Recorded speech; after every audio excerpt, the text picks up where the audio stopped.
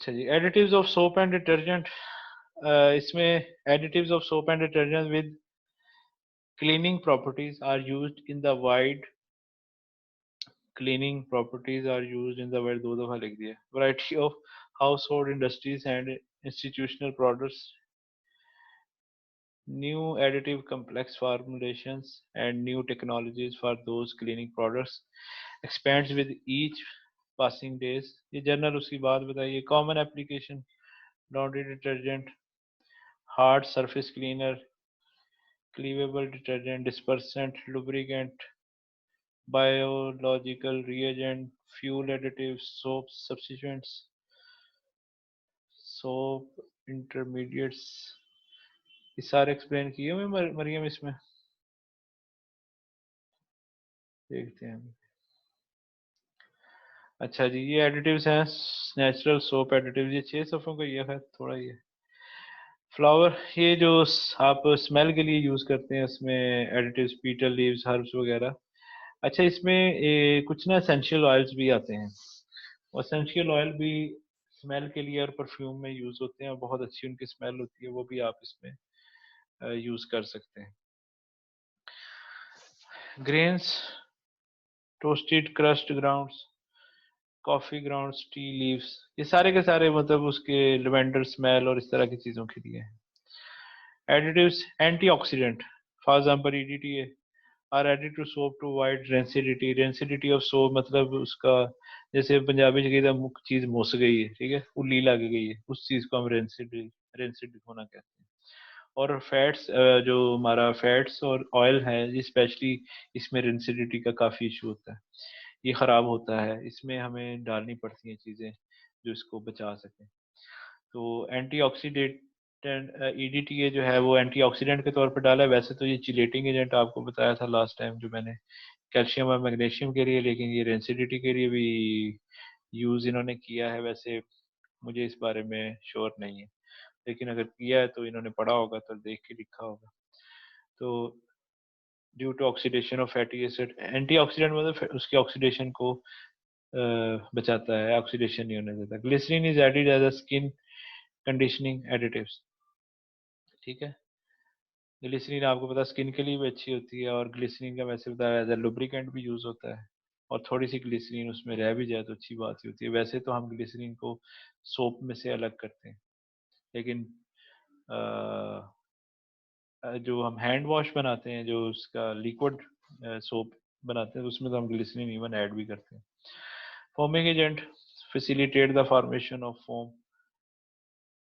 अब ये लिखा हुआ है कि फोम बनाने वाला फोमिंग एजेंट है, ठीक है, तो हम इंडस्ट्री में इसका उलट यूज करते हैं, एंटी फोमिंग एजेंट यूज करते हैं। मैंने बताया कि वहाँ पे फोम नहीं चाहिए होती, तो फोम खत्म करने के लिए घर में जो ज़रा अच्छा लगता है, आम जो आप रेगुलर सोप यूज करते हैं उसमें फिर फोमिंग बढ़ाने के लिए चीज़ें डाली जाती हैं।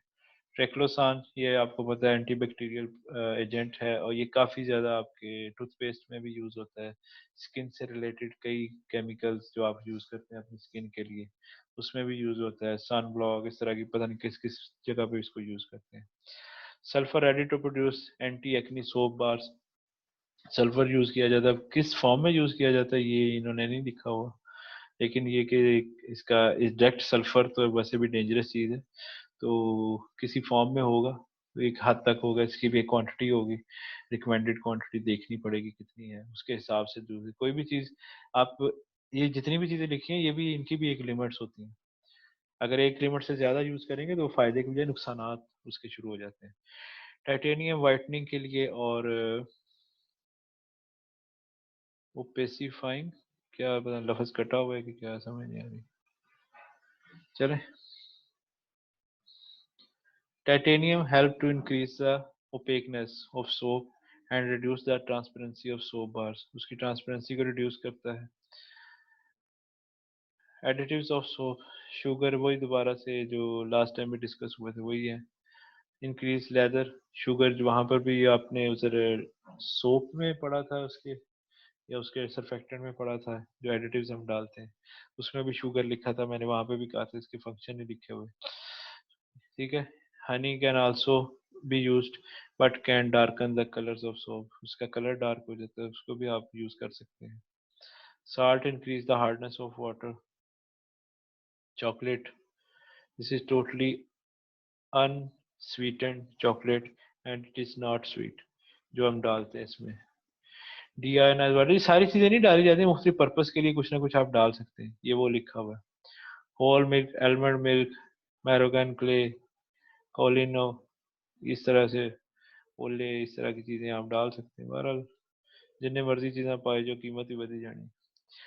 एडिटिव्स इन डिटर्जेंट, बायोलॉजिकल एंजाइम्स, जैसे मैंने बताया था आपको, अमाइलेज का बताया था, लाइपेज का, सेलुलेज का, प्रोटीएज का, प्रोटीन के लिए सेलुलेज। सेलुलेज एंजाइम वैसे ना नहीं डालते रेगुलर हम अपने डिटर्जेंट में, क्योंकि कि कॉटन को खा जाता है ये सेलुलोज। सेलुलेज का मतलब सेलुलोज को खाने वाला, तो कॉटन सेलुलोज होती है, तो इसलिए इसको अवॉइड ही करते हैं वैसे। लाइपेज आप यूज करते हैं, माइलेज भी, बल्कि हाँ माइलेज भी यूज कर सकते हैं, ठीक है, क्योंकि ये स्टार्च को खाता है। तो ये आप एंजाइम यूज करते हैं to remove protein stain such as blood. Protein के लिए जो है वो प्रोटीएज है, ठीक है। To break down and remove stain such as fats, इसके लिए लाइपेज है। तो बाकी दो एंजाइम्स का फंक्शन भी मैंने आपको बता दिया कि माइलेज जो है वो स्टार्च की ब्रेक डाउन के लिए, और सेलुलोज जो है वो सेलुलोज के लिए। वो मेरा ख्याल यहाँ से काट दें, ना लिखें बायोलॉजिकल एडिटिव्स में। Fragrances to add fragrance to, ये ठीक है। फ्रेश रेन सेंट, ये मतलब वही जो स्मेल से रिलेटेड है, इसमें एसेंशियल ऑयल्स वगैरह। वाइटनिंग एजेंट में sodium hypochlorite, sodium perborate, sodium percarbonate, ठीक है, ये लिखे हुए हैं, ये वाइट करते हैं, जो सफ़ेद करते हैं, कलरिंग मैटर को ख़त्म करते हैं। Suspension agent, sodium carboxy methyl cellulose, CMC, carbonyl methyl cellulose. Suspension है to prevent the dirt particle remove from the redepositing, उसकी रीडिपॉजिट नहीं होने देता वापस पे, यानी कि उसको डिस्पर्स करके रखता है। To increase the negative charge, इसमें ना एक वो और भी होते हैं, नेफ्थलीन सल्फोनेट बेस भी चीज़ें यूज होती हैं तो सस्पेंशन के लिए। Negative charge on the cellulose such as cotton and rayon. Builders, again वही जो enhance surface efficiency to lowering the water hardness के लिए जो बिल्डर्स थे। सोडियम ट्राइपोलीफॉस्फेट, इस तरह से जो लिखा है। Fillers, to make the solid detergent dry and enable the liquid detergent to be poured easily। Sodium sulphate और सोडियम सिलिकेट, ठीक है। ऑप्टिकल ब्राइटनर, ये मैंने बताया था। फ्लोरेसेंट डाइज होती हैं, इनकी केमिस्ट्री मैंने आपको बता दी है। ये स्टील बीन डेरिवेटिव्स होते हैं, स्टील बीन के, स्टील बीन की केमिस्ट्री आप देख सकते हैं। एड ब्राइटनर, ये बेसिकली एक तरह की डायरेक्ट डाइज होती हैं। Brighten by converts UV radiation to blue light and whiten cause the fabric look brighter and whiter rather than yellow। लेकिन ये भी याद रखिएगा, ये भी ऑप्टिकल ब्राइटनर, इसकी बहुत माइनर क्वांटिटी यूज होती है। अगर आप घर में भी कभी ऑप्टिकल ब्राइटनर लेके आए, तो अगर आप एक हद से ज्यादा इसको डालेंगे ना, तो ये येलोनेस की तरफ ले जाएगा, बजाय के फायदा देने के ना ये नुकसान देना शुरू कर देगा। तो इसलिए ये भी देखना पड़ता है इसमें कि क्या आप कितना यूज कर रहे हैं, ठीक है। इसका एक ग्राफ होता है, दूसरे लफ्जों में ये समझ लें कि एक हद तक ये वाइटनेस बढ़ाता है, उससे ज्यादा क्वांटिटी करते हैं तो ये ग्राफ डाउन होना शुरू हो जाता है वाइटनेस का, तो बल्कि फैब्रिक येलो हो जाता है। इसी तरीके से जो सॉफ्टनर है, सॉफ्टनर की भी एक ग्राफ है। एक हद तक तो कपड़े को नरम करते हैं, लेकिन अगर आप और डालते जाएंगे और डालते जाएंगे, फैब्रिक हार्श होना शुरू हो जाएगा।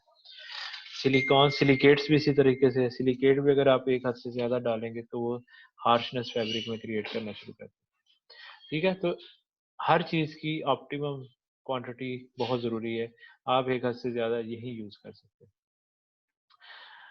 और stabilising agent to lower the production of foam. अब देखें वहां पर फॉर्मिंग थी, बढ़ाने के लिए ये है to lower the production of foam, ये चूंकि इंडस्ट्रियल पॉइंट ऑफ व्यू से इम्पोर्टेंट है। तो अब आपको, चलो इसने लिखी दी अच्छी बात है, लेकिन जो फॉर्मिंग एजेंट भी थे तो एंटी फॉर्मिंग है, फॉर्म कंट्रोल एजेंट नीचे फिर लिखा हुआ, कंट्रोल फॉर्म इन डिटर्जेंट। अब आप कहेंगे कि वो अच्छी फॉर्म ज्यादा बेहतर समझी जाती है, ये क्यों लिखा थी, मैंने आपको बताया इंडस्ट्रियल पॉइंट ऑफ व्यू से इस चीज को नहीं समझा जाता अच्छा, क्योंकि ये प्रॉब्लम करती है। To lower the production of form specially during the use.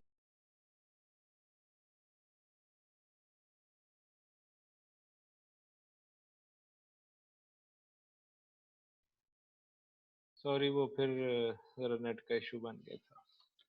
खैर, कहाँ तक आपको आवाज आई थी लास्ट, मुझे नहीं पता, कोई बता देगा।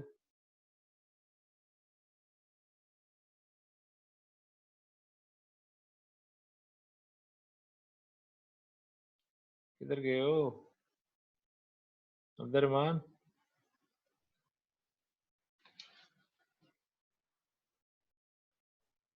सर एंड वाला एक पॉइंट रह गया था बस। अच्छा चले, सही है वो, बस फिर डिस्कस हो ही गया तकरीबन सारा ना। एक मिनट, ये आ रही है स्क्रीन नजर? Yes sir. हाँ बस ठीक है, ये फोम कंट्रोलिंग के लिए मैं बता रहा था कि सिलिकॉन बेस भी यूज होते हैं और नॉन सिलिकॉन भी होते हैं, ठीक है। ये silicon basically di methyl siloxane, ठीक है। ये डाई एथेनॉल है, डाई मिथाइल भी होते हैं। डाई मिथाइल सिलोक्सेन बेस इसमें यूज करते हैं, और इसके अलावा नॉन सिलिकॉन में भी बहुत सारे जैसे कैस्टर ऑयल, इस तरह की और भी चीजें होती हैं जो कि हम यूज करते हैं काफी हद तक। तो फोम कंट्रोल के लिए भी ये चीजें यूज होती है। तो ये आपका टोटल तकरीबन ये सारा कंप्लीट है, कितने एडिटिव्स यूज होते हैं। तो कोई क्वेश्चन, कोई कंफ्यूजन? मैं आप अभी अपलोड कर देता हूँ सारा मटेरियल, फिर भी कोई कंफ्यूजन हो तो आप मेरे पास जब मर्जी पूछें। बाकी मरियम को भी आता है, मरियम से डिस्कस कर लें, नहीं तो मेरे से डिस्कस कर लें, क्योंकि उसी का टॉपिक था। तो कोई चीज़ अगर आपको ना पता चले तो आप पूछ सकते हैं। ठीक है बच्चों, आपका टाइम भी ऊपर हो गया। कोई और बात पूछनी है तो आप पूछ लें, फिर वरना मीटिंग एंड करें। सर कल क्विज जो है वो एमसीक्यू की फॉर्म में होगा? हाँ नहीं, मैं ये इस दफ़ा आपका क्विज वो ले लूँगा, उस पर LMS पे ले लूँगा, ठीक है। Okay sir. हाँ ठीक है बच्चों, फिर अल्लाह हाफिज़, टाटा बाय बाय। अल्लाह हाफिज़।